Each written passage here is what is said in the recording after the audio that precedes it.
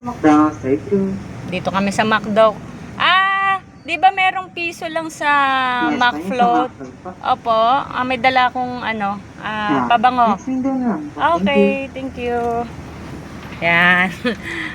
Piso lang to, basta meron kang item na tuwing Monday hanggang Friday, parang may pinapadala silang item at ipapakita mo sa drive-thru. At ang babayaran mo lang ay piso, di ba? Sayang din yan, pampawala ng init. Init ng ulo dahil sa mahal ng gasolina.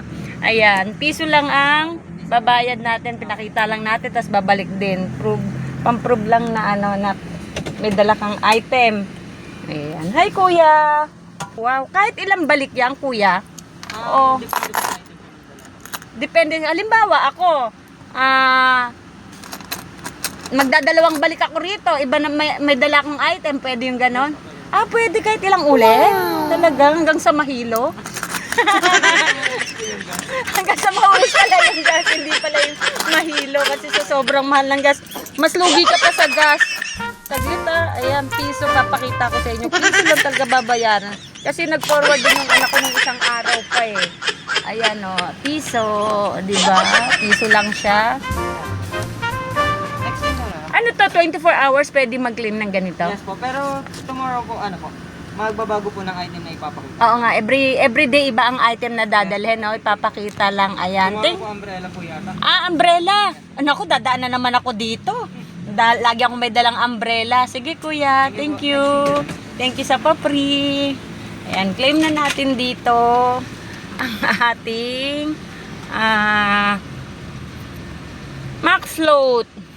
Ayan ka-e-bike lang nga sila. Pwede kahit e-bike i-claim lang din nila yung nila, McFloat. Ay, piso lang, di ba? Laking na rin to. Discount. Dahil piso lang ang McFloat nila. Yan, i-claim na lang natin yan.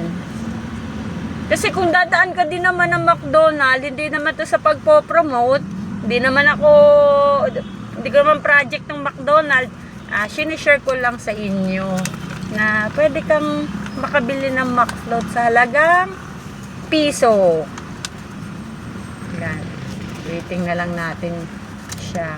Yan ang pwedeng dalhin sa isang sasakyan na na sample na everyday na dadalhin. Pwedeng 5? Pwedeng... Yes po, as long as meron po Oh, kayo wow. po ng Nang... Kung ano po yung dapat para sa float po. Kung 5 yung dala ko, 5 rin yung ganito ko. Yun pala. Wow. Thank you, miss. Hi, miss. Ayun, pwede pala kahit ilan. Ayun, nakalibre tayo. Thanks, McDo.